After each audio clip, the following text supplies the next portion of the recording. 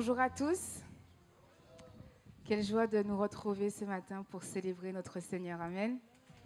Amen. Voilà, je vais vous inviter à vous lever. Je salue aussi ceux qui nous regardent sur YouTube, sur notre chaîne YouTube. Et je suis dans la joie ce matin parce que nous avons le Dieu de victoire qui habite en nous, n'est-ce pas? Amen. Et peu importe les domaines de notre vie, les finances, le mariage, les études, le travail, le Seigneur, le Dieu Tout-Puissant, le Dieu de victoire habite en nous. Donc nous n'avons rien à craindre. Et nous sommes disposés ce matin à le louer, à l'adorer et à faire monter des louanges qui lui sont agréables. Alléluia. Alléluia, le Dieu de victoire.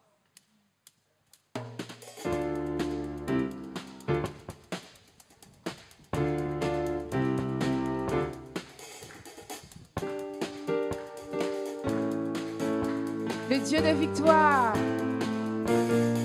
Le Dieu de victoire habite en moi. Le Dieu de victoire habite en moi. Je marche non par la vue, mais par la foi. Le Dieu de victoire habite en moi. Le Dieu de victoire. Le Dieu de victoire habite en moi. Le Dieu de victoire. Le Dieu de victoire habite en moi. Je marche non par la vue, mais par la foi. Le Dieu de victoire habite en moi. Je chanterai et danserai, car le combat est celui du Seigneur. La victoire est assurée, car notre Dieu est vainqueur. Je chanterai et danserai, car le combat est celui du Seigneur. La victoire est assurée, car notre Dieu est vainqueur.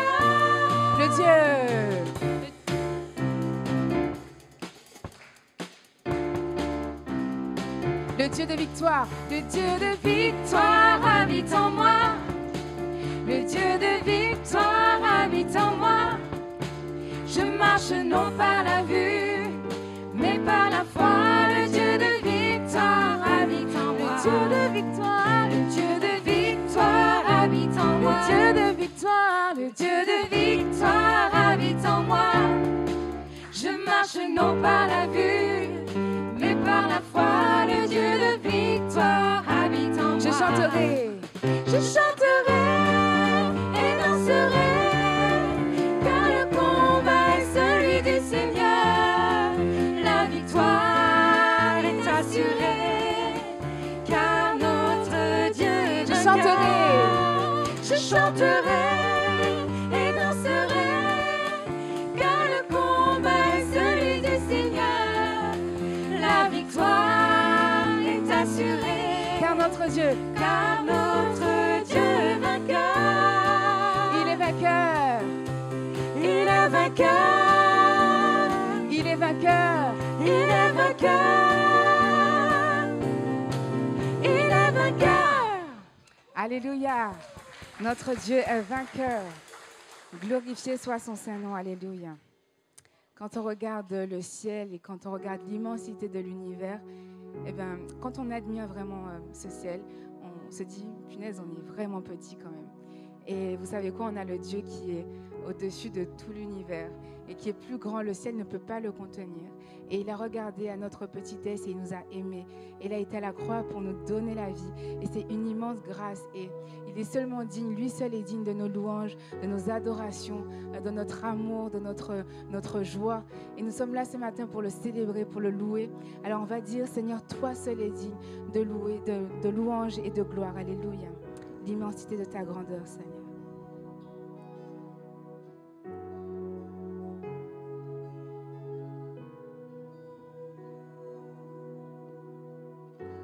L'immensité de ta grandeur me montre que je ne suis rien. Mais quand tu façonnais la terre, j'étais déjà près de ton cœur. Tu m'aimais avant que que je sois. Et pour moi tu as tout donné. Toi seul pouvais me libérer.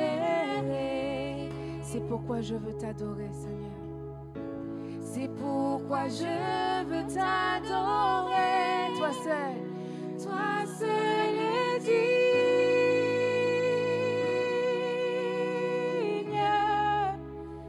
de recevoir louange et gloire pour l'éternité. Toi seul est digne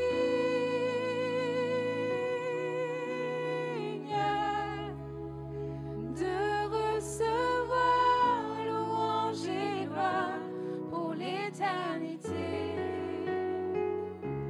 Oh, pour l'éternité. Dans ta présence. Dans ta présence, je me tiens. Car tu as ce dont j'ai besoin, Seigneur. Car tu as ce dont j'ai besoin. La joie, la vie et le bonheur. La joie, la vie et le bonheur sont dans tes parvis, mon Seigneur. Sont dans tes parvis, mon Sauveur. Toi seul est digne, toi seul est digne de recevoir louange et gloire pour l'éternité. Toi seul est digne, toi seul est digne de recevoir louange et gloire. Toi seul est digne, toi seul est digne, toi seul est digne de recevoir louange et gloire pour l'éternité. Toi seul est digne, toi seul est digne de recevoir louange et gloire pour l'éternité. Pour l'éternité, tu es digne, Seigneur. Alléluia, alléluia. Alléluia, je chante Alléluia. Alléluia, nous chantons Alléluia. Alléluia, je chante Alléluia. Alléluia, toi seul est digne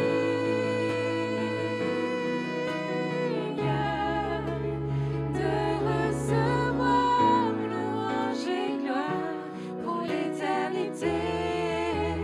Toi seul est digne, Seigneur, reçois la gloire. Alléluia, de recevoir louange et gloire pour l'éternité. Toi seul est digne, toi seul est digne, toi seul est digne, Seigneur Jésus, de recevoir louange et gloire pour l'éternité.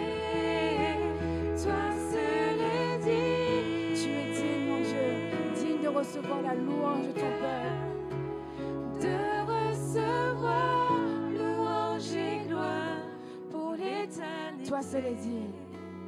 Toi seul est digne. Toi seul est digne de recevoir louange et gloire pour l'éternité. Toi seul est digne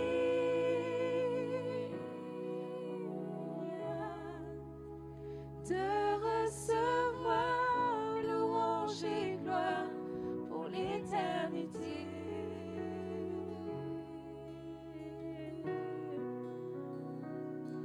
Pour l'éternité.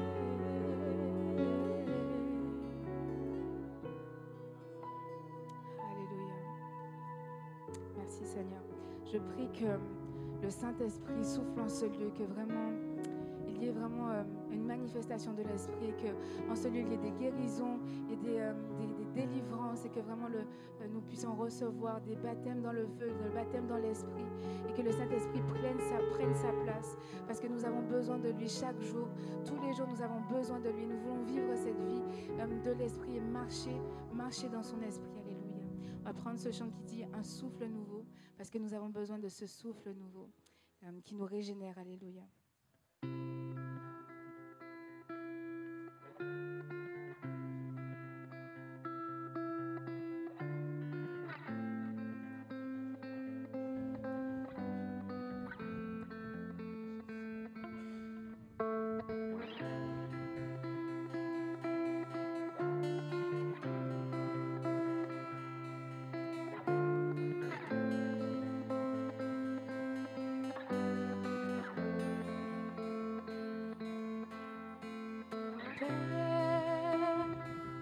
Je n'ai qu'un désir,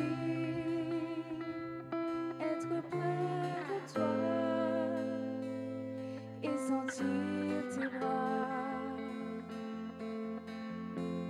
Père, tu as envoyé ton Fils bien-aimé pour quiconque croit. Saint-Esprit, qui donne vie, ranime en moi ce feu pour toi. Saint-Esprit, viens par ta vie, rafraîchis-moi et envoie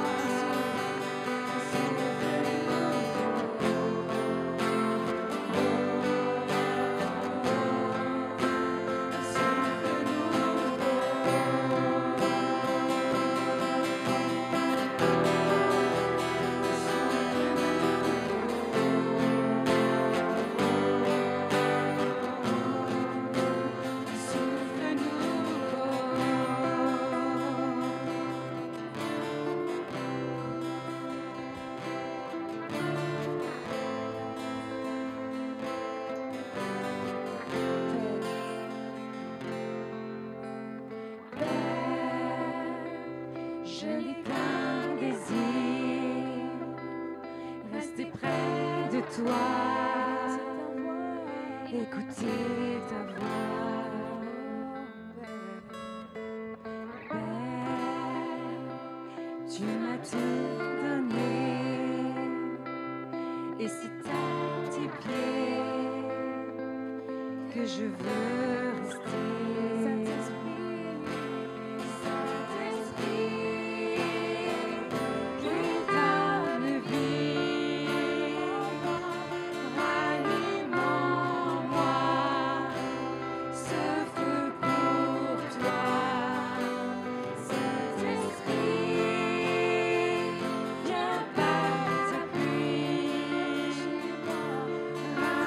Rafraîchis-moi et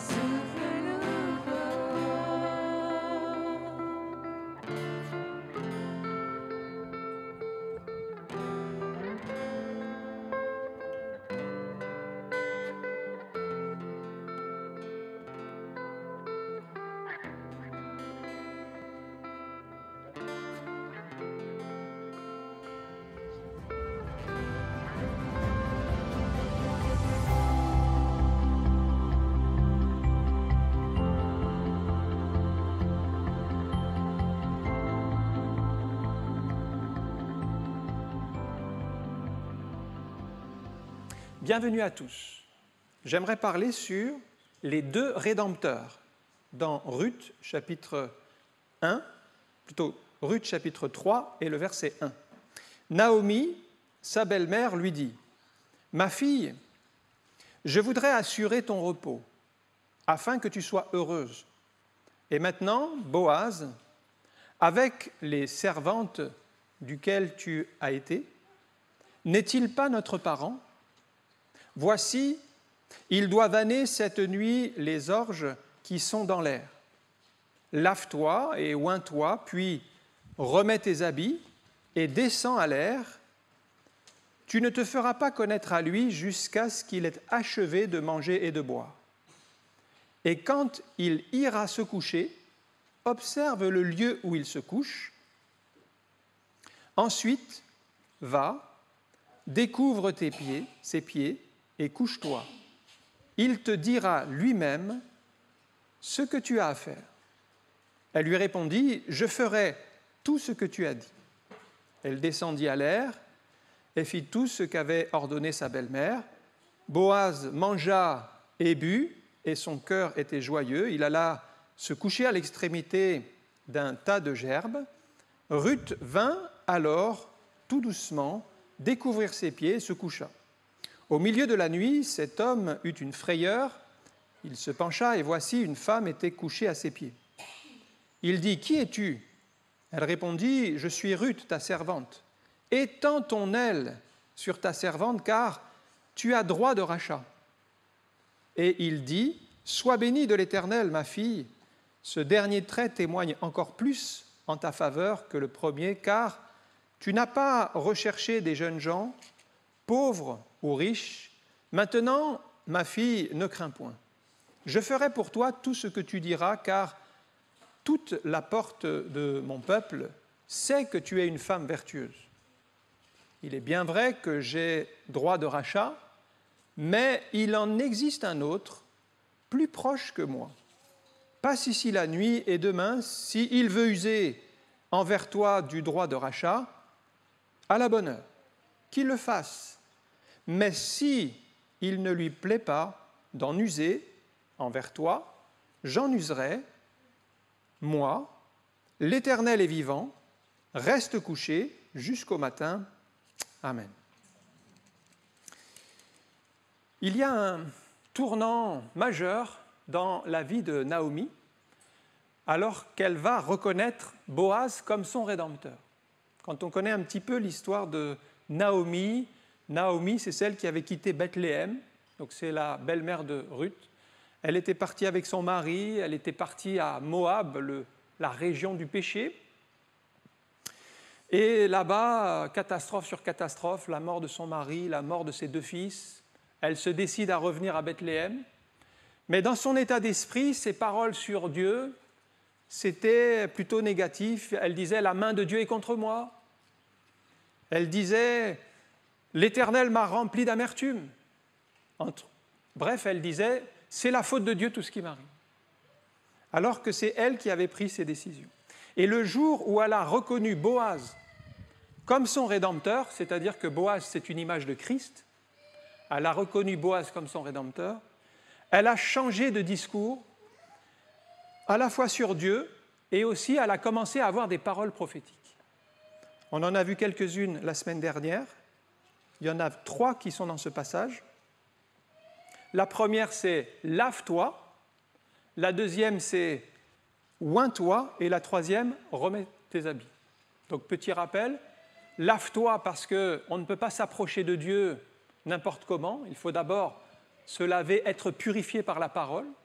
Vous avez cet exemple du sacrificateur qui, avant d'entrer dans le lieu saint, devait se laver les pieds et les mains. Donc se laver, ça veut dire être purifié par l'eau de la parole. Une fois que vous êtes purifié par l'eau de la parole, oins-toi, ça veut dire que dans le lieu saint, il y avait le chandelier avec l'huile d'onction. Oins-toi, ça veut dire de marcher dans l'esprit. Mais on ne peut pas marcher dans l'esprit si on n'est pas passé par la purification. Donc vous avez cette deuxième étape, oins-toi, et l'onction, c'est être rempli du Saint-Esprit et marcher dans l'esprit. On en a besoin. Mais n'imaginez pas que vous allez vivre l'onction si vous négligez d'être lavé par l'eau de la parole. Troisième parole prophétique, remets tes habits, puisqu'il y a deux sortes d'habits. Il y a les habits que le diable a prévus pour vous, c'est un habit d'abattement, de désolation, de tristesse, et Dieu a prévu un habit pour vous qui est un vêtement de louange, de reconnaissance et d'action de grâce.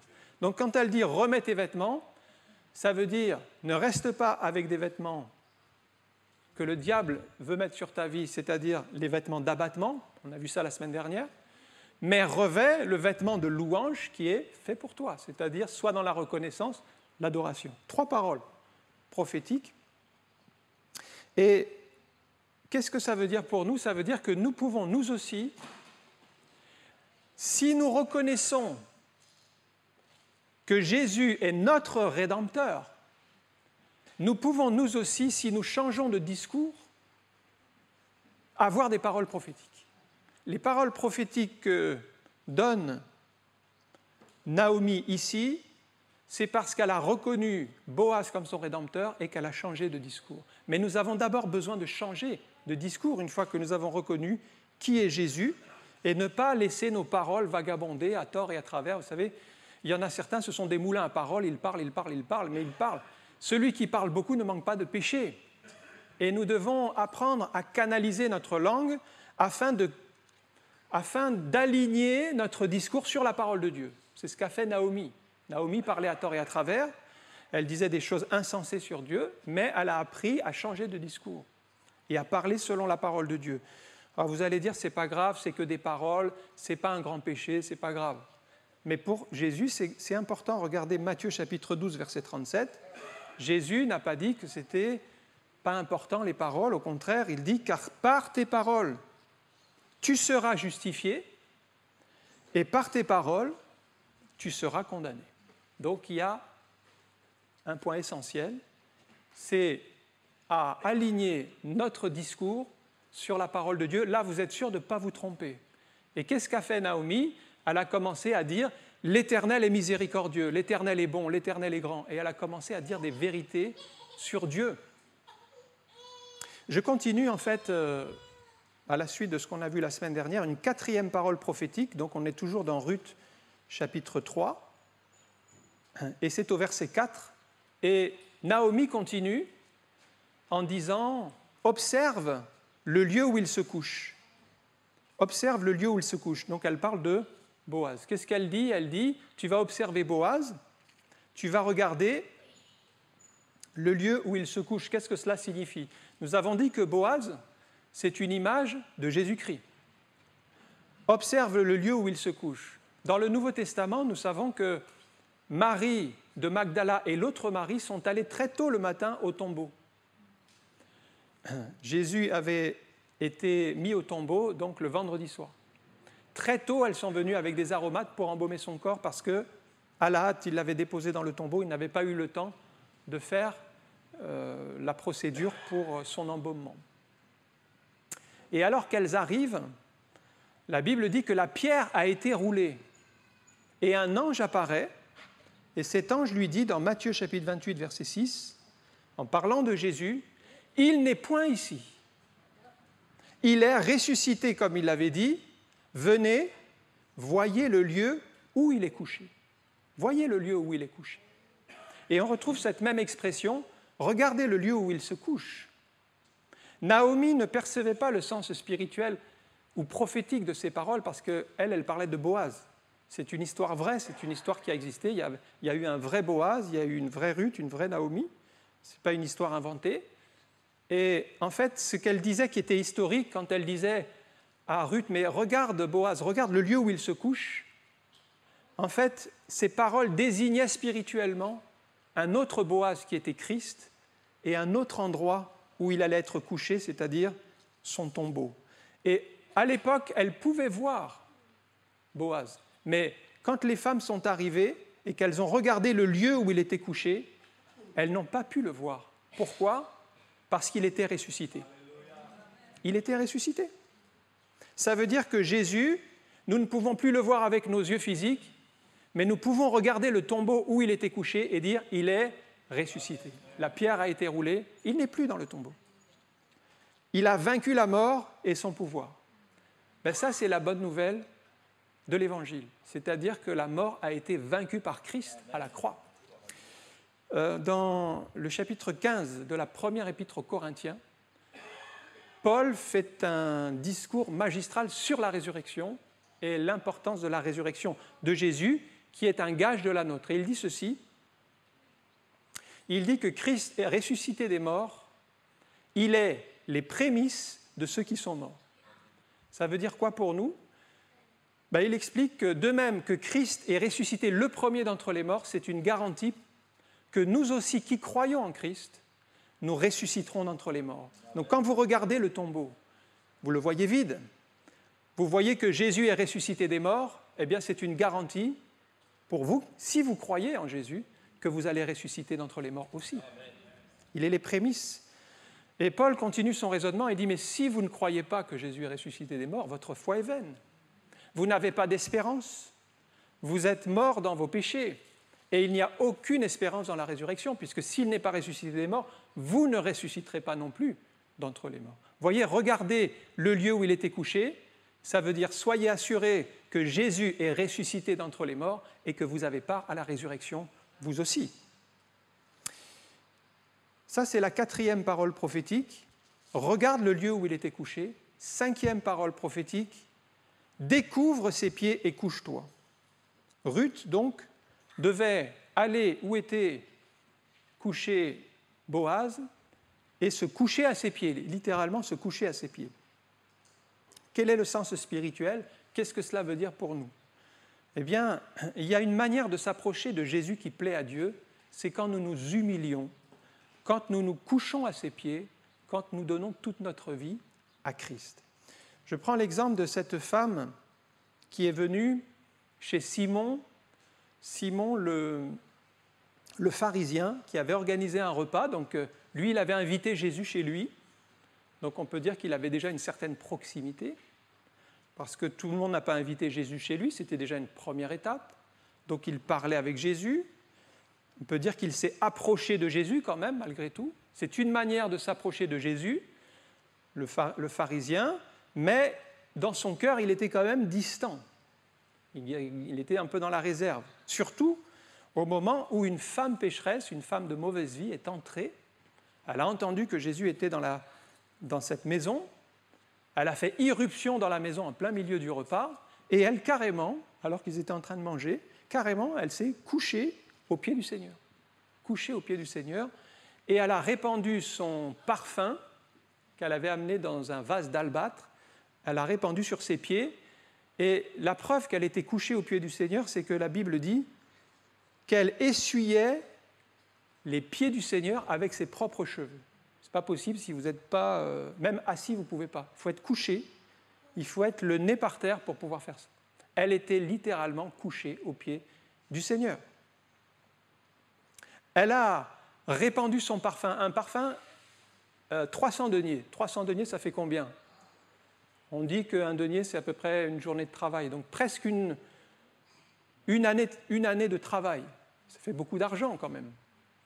Ça fait un parfum très cher. Ah, les disciples en eux-mêmes, ils se disaient, mais pourquoi on n'a pas vendu ce parfum pour le donner aux pauvres? Vous allez trouver peut-être que c'est cher pour un parfum, mais il y a plus cher encore. Le parfum le plus cher du monde. L'Imperial Majesty Parfum. Si vous achetez 30 millilitres, messieurs, si vous voulez faire plaisir à votre épouse, il y a des épouses qui font d'accord. 30 millilitres, il faut débourser 380 000 €. Donc regardez si votre compte en banque est bien approvisionné avant de faire le chèque, parce que là, vous allez avoir un trou dans le budget. 380 000 €, ne visez pas le litre au début, commencez par 30 millilitres, parce que c'est énorme. Ben, il y a des gens qui ont les moyens d'acheter ce type de parfum. Mais là, ils ont dit, mais cette somme, là, c'était 300 deniers, mais c'était déjà colossal, presque une année de travail. Pourquoi l'avoir dépensé? Mais le Seigneur, il dit, mais vous ne comprenez pas. Ce que cette femme a fait est bien. Parce que prophétiquement, et voyez, on fait des gestes prophétiques. Cette femme, en fait, sans le savoir, le réaliser pleinement, en mettant du parfum sur les pieds et la tête de Jésus, Jésus lui dit, elle m'a prophétiquement embaumé en vue de ma sépulture.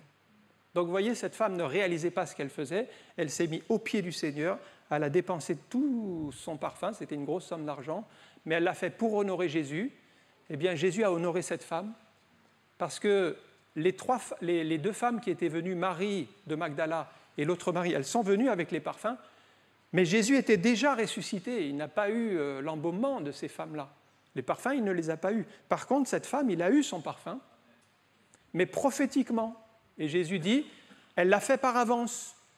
Elle a embaumé mon corps en vue de ma sépulture. Donc, qu'est-ce que fait cette femme quand elle vient aux pieds de Jésus et qu'elle se couche à ses pieds, cette femme pécheresse? Eh bien, elle donne entièrement sa vie à Christ. Et c'est comme si elle dit, Seigneur, prends ma vie, je te donne tout. J'abandonne ma vie. Je me consacre entièrement à toi. Ça veut dire, je ne suis plus rien, tu es tout pour moi. Simon était gêné d'une telle proximité parce que lui était quand même un peu plus distant. Il ne se serait jamais mis aux pieds du Seigneur. Il ne se serait jamais couché devant le Seigneur. C'était pour lui impensable. Et en même temps qu'il voit cette scène, il résonne dans son cœur et il dit, mais il ne le dit pas à haute voix, il le dit dans son cœur. Il dit, mais si cet homme, en parlant de Jésus, si cet homme était prophète, il saurait qui et de quelle espèce est cette femme qui vient de rentrer. Il saurait que c'est une femme pécheresse. Ça veut dire qu'il ne la laisserait pas se coucher à ses pieds et le toucher parce que les Juifs croyaient que si un pécheur vous touchait, vous deveniez pécheur. Donc il l'aurait écarté. Mais Jésus, connaissant sa pensée, va révéler que son cœur est éloigné de Dieu et que cette femme, elle qui a beaucoup aimé, il lui a été beaucoup pardonné. Tous ses péchés ont été pardonnés, en fait. Mais cet homme qui était pharisien et qui pourtant était proche de Jésus parce qu'il a mangé avec lui, il l'a reçu chez lui, Jésus ne lui a pas dit « tes péchés te sont pardonnés et ta foi t'a sauvé » parce qu'il n'avait pas cette humilité, il ne s'est pas prosterné, il ne s'est pas couché aux pieds du Seigneur en signe de reconnaissance que Jésus est mon Sauveur et mon Seigneur. Cette femme l'a fait. Elle a fait le pas de foi, le pas supplémentaire. Se coucher aux pieds de Jésus, qu'est-ce que ça signifie pour nous ? Ça signifie une entière consécration. Il ne s'agit pas d'être des chrétiens le dimanche, voilà, on est chrétien le dimanche, on fait notre culte, gloire à Dieu, tout se passe bien, et puis le reste de la semaine, on vit comme des païens. On vit loin du Seigneur, on n'a pas de temps de prière, on ne lit pas la parole de Dieu, on ne médite pas, on ne prie pas. Ça, ce n'est pas une vie de consécration. Se coucher aux pieds du Seigneur, c'est-à-dire c'est accepter que Jésus devienne le Seigneur de notre vie. Il y a beaucoup de chrétiens, ils acceptent bien que Jésus soit leur sauveur. Jésus est mon sauveur, oui, gloire à Dieu. Jésus m'a pardonné mes péchés, ça tout le monde est content, il nous a pardonné nos péchés. Jésus a guéri ma maladie, gloire à Dieu. Donc on aime bien tout ce que Jésus fait pour nous, qu'il nous protège, qu'il nous bénit, qu'il nous guérit, qu'il nous sauve.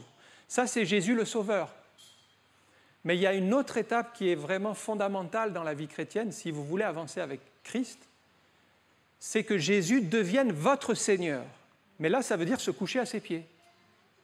Et il y a beaucoup de chrétiens qui ne veulent pas se coucher aux pieds du Seigneur, qui préfèrent faire leur volonté plutôt que la volonté de Dieu. Parce que ça veut dire quoi, se coucher aux pieds du Seigneur ? Ça veut dire une telle consécration, c'est comme si vous disiez à Jésus, Seigneur, non plus ma volonté, mais ta volonté.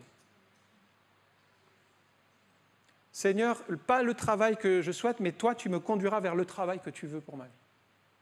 Ça veut dire pas les relations que je souhaite, mais toi, tu as prévu des bonnes relations pour moi. Quelles sont-elles ? Conduis-moi vers ces relations.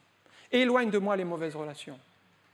Ça veut dire l'argent, c'est toi qui me l'as confié, c'est toi qui en es le maître, c'est toi qui disposes de mes biens. Ça veut dire tout ça. Vous comprenez, il y a moins de candidats. Il y a beaucoup plus qui veulent être sauvés, beaucoup plus qui veulent être guéris. Oui, là, il y aura toujours du monde.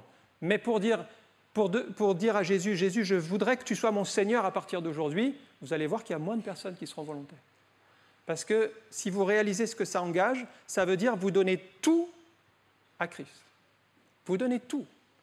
Vous donnez vos biens, votre temps, vos relations, tout, en fait 100% est au Seigneur. Voilà ce que fait cette femme quand elle se couche aux pieds du Seigneur.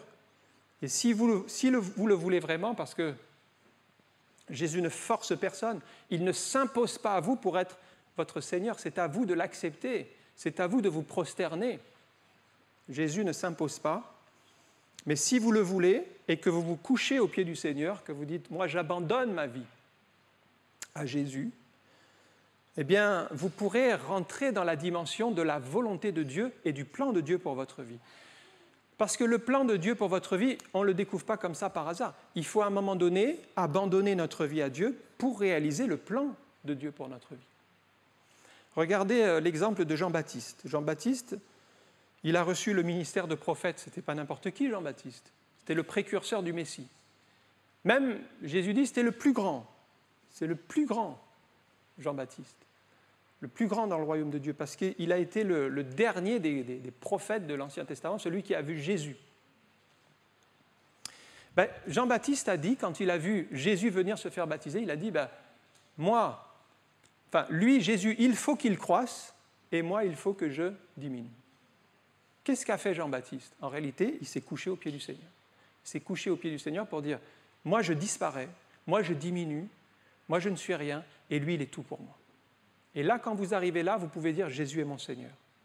Mais si vous êtes toujours à chercher les places, toujours à être en vue, par orgueil, à vouloir faire des choses, vous voulez toujours croître, mais la clé pour trouver le chemin que Dieu veut pour nous, c'est l'humilité. Il faut diminuer, c'est-à-dire se coucher aux pieds du Seigneur.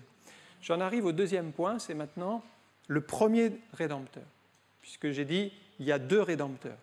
Le premier rédempteur, c'est celui qui arrive avant Boaz, on l'a lu dans ce texte. Boaz dit à Ruth, « Il y en a un qui est avant moi ». Il y avait donc un rédempteur avant Boaz. C'est comme si Boaz lui dit, « Si le premier rédempteur use de son droit de rachat envers toi, c'est bien. Mais s'il ne le fait pas, moi je le ferai. » Donc il est le deuxième rédempteur. Le premier, c'est celui qui n'est pas nommé d'ailleurs, puisque on n'a pas son nom, on n'a pas son origine, il est appelé un tel dans la Bible, un tel. Donc ça veut dire on ne sait pas son nom, mais c'est lui qui a le droit de rachat. Alors le droit de rachat, on a déjà expliqué ce que c'était la dernière fois. Le droit de rachat, c'est tout simplement que quand il y avait un décès, par exemple un homme qui mourait en laissant une femme veuve, eh bien, un proche parent avait le droit de rachat des biens, des propriétés, des terres pour payer les dettes, mais aussi racheter la famille pour susciter une descendance au défunt afin que des enfants viennent à son épouse qui était encore vivante et qu'ainsi on susciterait une descendance à cet homme qui est décédé. C'était le principe de l'époque. Donc, qui est le premier rédempteur dont Boaz parle? La Bible ne dit pas son nom, mais on a des indices importants, c'est-à-dire qu'avant Jésus-Christ, il y avait un seul rédempteur. Avant Jésus-Christ, le moyen pour être sauvé, c'était la loi. La loi, c'est donc le premier rédempteur, la loi. Avec la loi, si vous obéissiez à la loi, vous étiez sauvés. Mais si vous désobéissiez à un seul commandement de la loi, vous étiez condamnés. Le seul moyen de pardon des péchés dans la loi, il y en avait un, c'était qu'il fallait offrir des animaux en sacrifice, les égorger, répandre le sang. Et tout ce sang versé, c'était une image du sang de Jésus qui allait être versé pour le péché du monde. Donc ça, c'était la loi. Le premier rédempteur avait ses limites parce que dans l'Ancien Testament, on ne pouvait être sauvé qu'en observant toute la loi. Le problème, c'est qu'il n'y avait pas seulement les 10 commandements, on connaît bien les 10 commandements qui ont été donnés à Moïse, mais les Juifs en avaient dénombré en tout dans l'Ancien Testament, ils ont bien lu tous les passages, ils en ont dénombré 613 commandements qu'ils ont codifiés. Quand bien même vous arriviez à en observer 612 sur 613, si vous n'arriviez pas à un seul dans la liste, eh bien, vous aviez péché contre tous les commandements. Galates chapitre 3, verset 10, voilà ce qu'explique Paul. « Tous ceux qui s'attachent aux œuvres de la loi sont sous la malédiction, car il est écrit « Maudit est quiconque n'observe pas tout ce qui est écrit dans le livre de la loi et ne les met pas en pratique. » Vous voyez qu'ils étaient vraiment dans une impasse. c'est que quand bien même vous arriviez au maximum du maximum, immanquablement, un jour ou l'autre, vous alliez pécher contre un commandement, et en péchant contre un commandement, vous héritiez la malédiction. Donc tous ceux qui vivaient sur la loi n'ont même pas pu la mettre en pratique en réalité. Même Moïse. Moïse, c'est vraiment dans l'Ancien Testament, d'ailleurs c'est lui qui a reçu les tables de la loi et qui a écrit le Pentateuque. Les 5 premiers livres de la Bible, c'est Moïse. Mais il n'a pas lui-même réussi à mettre en pratique toute la loi. Aucun homme de l'Ancien Testament n'a réussi. Pourtant, ils apprenaient la loi par cœur. Ils l'apprenaient à leurs enfants pour qu'ils le répètent à leurs enfants. Ils tâchaient de la mettre en pratique, mais finalement, ils n'ont jamais pu mettre la loi complètement en pratique. C'est un échec. Le premier Rédempteur donc était incapable de sauver l'homme. Alors on va lire dans Ruth chapitre 4 et le verset 2. Donc on avance toujours dans le livre de Ruth pour vous montrer maintenant l'échec du premier Rédempteur. Luc chapitre 4 verset 2. Donc Boaz va le convoquer. Il va convoquer 10 anciens de la ville. Je lis directement au verset 2. Boaz prit alors 10 hommes parmi les anciens de la ville. Il dit « Asseyez-vous ici ». Et ils s'assirent. Puis il dit à celui qui avait le droit de rachat « Naomi, revenue du pays de Moab, a vendu la parcelle de terre qui appartenait à notre frère Élimélec. J'ai cru devoir t'en informer et te dire « Acquiers-la en présence des habitants et en présence des anciens de mon peuple. Si tu veux racheter, rachète. » Donc c'était bien lui qui avait le droit de rachat en premier, c'était le premier Rédempteur. « Mais si tu ne veux pas, déclare-le-moi afin que je le sache, car il n'y a personne avant toi qui ait le droit de rachat, et moi je l'ai après toi. » Il répondit « Je rachèterai. » Dans un premier temps, le premier Rédempteur est prêt à racheter. Mais la suite dit, Boaz dit « Le jour où tu acquerras le champ de la main de Naomi, tu acquerras en même temps de Ruth, la Moabite, femme du défunt, pour relever le nom du défunt dans son héritage. » Et celui qui avait le droit de rachat répondit « Je ne puis pas racheter pour mon compte, de peur de détruire mon héritage. Prends pour toi mon droit de rachat, car je ne puis pas racheter. » Ça, c'était le premier Rédempteur. Il a dit « Je ne puis pas racheter. » Le premier Rédempteur donc, accepte sans problème au début, sans difficulté, il dit « Moi, je rachèterai. » Je rachèterai. Il voulait bien racheter Naomi, le champ, il voulait bien racheter le champ. Mais quand il a compris qu'il fallait susciter une descendance à Ruth pour honorer la mémoire du défunt, il a dit non, je ne rachèterai pas, parce qu'il a pressenti que ça allait créer une difficulté dans sa propre famille au niveau de sa descendance. Donc dans la loi, c'est ça. Dans la loi, il n'y a pas la compassion, il n'y a pas l'amour, il n'y a pas le pardon. Dans la loi, c'est simple. C'est œil pour œil, dent pour dent. Même, il fallait haïr son ennemi. Le premier Rédempteur a donc échoué, il s'est rétracté, il a dit « je rachèterai », puis il a dit « je ne rachèterai pas ». Il n'a pas pu aboutir au rachat, et tous ceux qui s'attachent à la loi encore aujourd'hui, tous ceux qui s'attachent à la loi sont dans une impasse, parce que ce premier Rédempteur ne peut pas racheter complètement. C'est toujours provisoire. Maintenant, on va passer au second Rédempteur, donc c'est le point 3, c'est dans Ruth chapitre 4 et le verset 9. « Alors Boaz dit aux anciens du peuple, « Vous êtes témoins aujourd'hui que j'ai acquis de la main de Naomi tout ce qui appartenait à Élimélec, à Kiljon, à Machlon, et je me suis également acquis pour femme Ruth la Moabite, femme de Machlon, pour relever le nom du défunt dans son héritage, afin que le nom du défunt ne soit point retranché d'entre ses frères et de la porte de son lieu. Vous en êtes témoins aujourd'hui. » C'est là qu'entre en scène le deuxième Rédempteur, c'est Boaz. Et Boaz dit, puisque le premier n'a pas accompli ce qu'il devait faire, moi je l'accomplis. Il devait laisser d'abord le premier passer avant lui, et en fait il a laissé les choses se faire comme il se devait. Le premier Rédempteur, c'était la loi a échoué. Le deuxième Rédempteur arrive, le deuxième Rédempteur, c'est Christ, et c'est par la foi que nous obtenons le pardon des péchés. La loi est venue en premier, et la foi est venue en second. D'abord, la loi et l'échec, ensuite la foi et l'accomplissement de la loi. Boaz va racheter vraiment Naomi.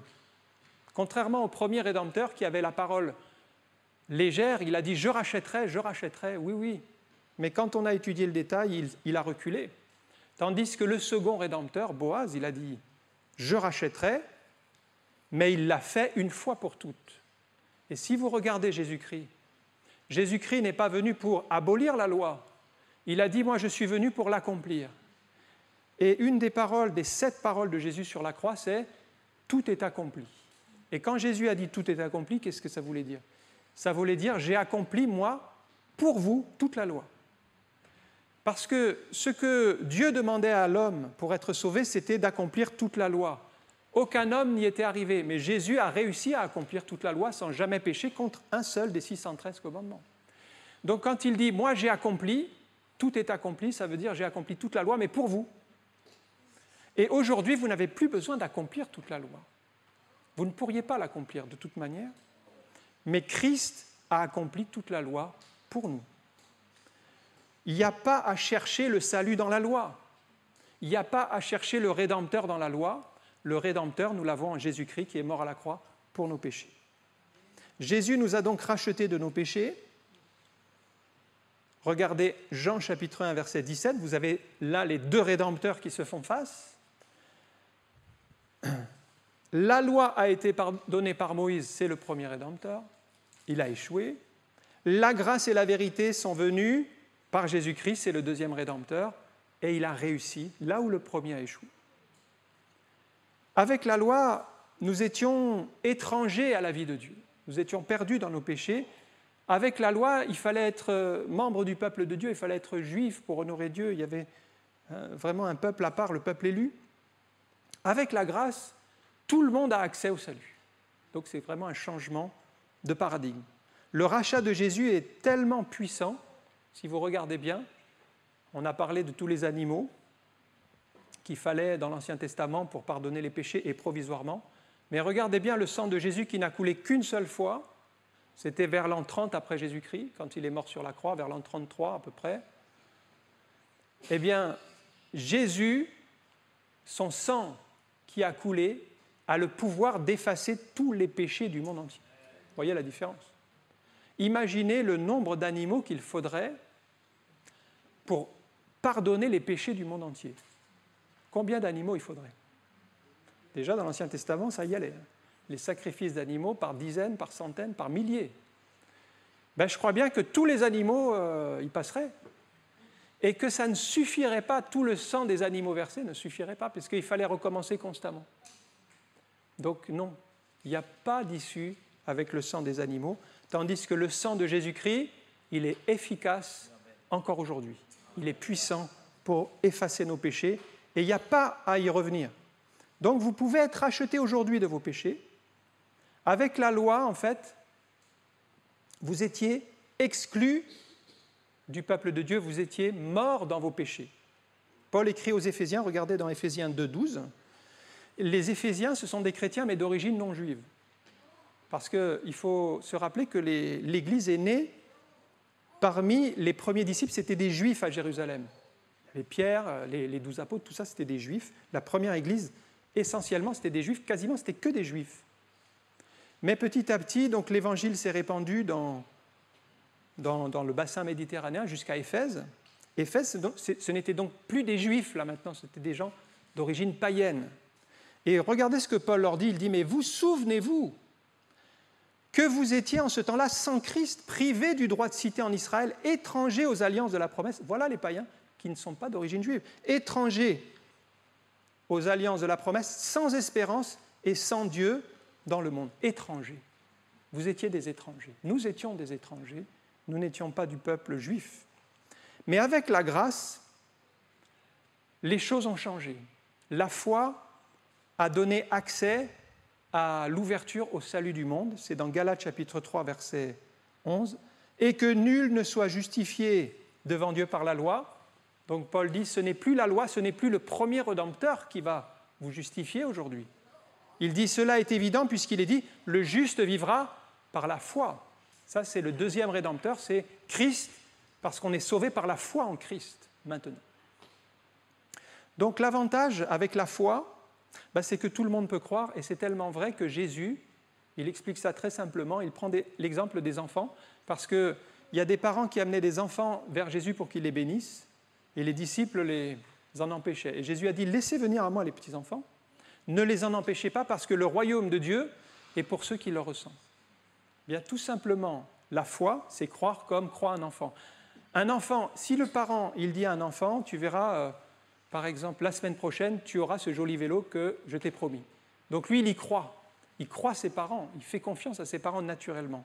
C'est une foi enfantine, une foi simple, mais une foi réelle, une confiance réelle. Si Dieu dit quelque chose, eh bien nous croyons qu'il est capable de l'accomplir et qu'il va l'accomplir selon ses promesses. La loi était donc devenue pour nous une source de malédiction, parce que si vous péchiez contre un seul commandement, vous étiez condamné. Personne ne pouvait la mettre en pratique. Mais Jésus a changé la malédiction de la loi en bénédiction pour nous. Regardez Galates 3,13. Christ nous a rachetés de la malédiction de la loi. C'est bien ce que nous étions sous la malédiction de la loi. Étant devenu malédiction pour nous. Il a pris sur lui la malédiction que nous devions hériter. Car il est écrit, maudit est quiconque est pendu au bois. Personne n'a compris le jour où Jésus est mort, qu'est-ce qui s'est passé spirituellement. Les gens, ils ont vu juste Jésus crucifié, mais ils n'ont pas compris qu'est-ce qui se passait au niveau spirituel. C'était tellement puissant, parce que quand Jésus est mort, la croix n'est pas un hasard. Il fallait que son sang soit versé. Et la croix était réservée aux criminels, c'était une malédiction pour le pays. Mais il fallait que Jésus soit maudit, il fallait que Jésus reçoive sur lui la colère de Dieu pour que nous puissions avoir le pardon et la vie éternelle. Il fallait qu'il passe par la croix. Je prends souvent l'image du paratonnerre. Des fois, on met des paratonnerres en haut des tours. Ça permet d'attirer la foudre. Et ainsi, ça épargne les gens. C'est comme si Jésus a été un paratonnerre pour attirer la colère de Dieu, comme la foudre. La colère de Dieu est tombée sur lui, mais ça veut dire qu'il a eu la malédiction afin que nous soyons bénis. Maintenant, comment être rachetés aujourd'hui ? Eh bien, tous les sacrifices de l'Ancien Testament, ils étaient provisoires, et nous savons qu'ils ne pouvaient pas vraiment sauver du péché. Aujourd'hui, le sang de Jésus, il est définitif, donc on ne parle pas de crucifixion provisoire, c'est fait une fois pour toutes, c'est définitif, et le sang de Jésus a le pouvoir de pardonner nos péchés. Mais ce qui est assez extraordinaire, c'est que ce n'est pas simplement nos péchés que Jésus a pardonnés à la croix, les péchés qui allaient venir, les péchés du monde entier, mais ça a eu un effet rétroactif. Si vous lisez Romains chapitre 3, verset 25, c'est-à-dire tous ceux qui étaient pécheurs dans l'Ancien Testament, ils étaient provisoirement pardonnés par le sang des animaux, jusqu'au sacrifice de Jésus qui a vraiment pardonné leurs péchés. Romains 3, 25, c'est lui, Jésus, que Dieu a destiné à être par son propre sang, pour ceux qui croiraient, victime propitiatoire, afin de montrer sa justice, parce qu'il avait laissé impunis les péchés commis auparavant au temps de sa patience. Regardez bien la fin de ce verset. Il y avait donc des péchés qui avaient été commis. Jusqu'à Jésus-Christ, il y avait eu des péchés qui avaient été commis. Ces péchés avaient été provisoirement pardonnés par le sang des animaux. Mais c'est Jésus-Christ qui, à la croix, a réellement, efficacement pardonné tous les péchés. Les péchés passés, présents, futurs. Donc il y a en Christ un pardon absolu. Tout ce qui était le sang des animaux, c'était provisoire, ce n'était pas définitif. Le sang de Jésus, c'est définitif.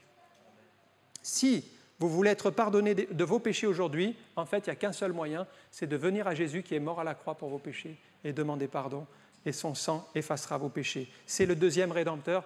Il est plus efficace que le premier, puisqu'il pardonne vraiment. Le premier a échoué. Si vous cherchez encore le salut dans la loi, c'est une impasse, c'est impossible. La seule chose, c'est de demander pardon à Dieu par la foi. Je termine avec un dernier point, c'est le verset 17, toujours dans Ruth chapitre 4. C'est la descendance de Ruth. Les voisines lui donnèrent un nom en disant « Un fils est né à Naomi ». Et elles l'appelèrent Obed. Obed, c'était le père d'Isaïe, qui fut le père de David. Regardez un petit peu la généalogie de Ruth. Elle est intéressante, cette généalogie. Obed, ça veut dire servant Dieu. Et dans la généalogie de Matthieu, puisque Matthieu reprend toute la lignée de Jésus-Christ, vous retrouvez Obed et vous découvrez que Boaz, en fait, sa mère, c'était Rahab. Et si vous connaissez un peu l'histoire de l'Ancien Testament, vous savez que Rahab, c'était une prostituée. C'était une prostituée dans la ville de Jéricho qui a caché des espions et qui a été finalement adoptée par le peuple de Dieu. Mais à la base, elle était d'un peuple cananéen, ennemi du peuple de Dieu, et elle a été comme rachetée, comme ramenée dans le peuple de Dieu. Elle fait partie de la descendance de Christ puisque c'est la mère de Boaz. Et concernant Ruth, la mère d'Obed, donc c'est Ruth, c'était une étrangère, une Moabite, encore un peuple ennemi du peuple de Dieu.